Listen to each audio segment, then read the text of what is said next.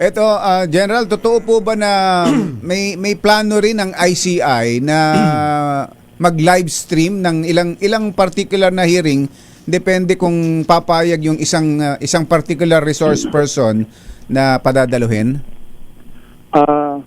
Yun po ay ikinukonsidera po ng ICI dahil sa ngayon nga po, kaya nga hindi pa ho nakakapag-desisyon ng maigi yung mga commissioners po natin dahil binabalidate pa po na o sinisigurado na hindi mga Trojan horse ito mga ipapadala ng mga gustong magbigay ng mga testimonya po.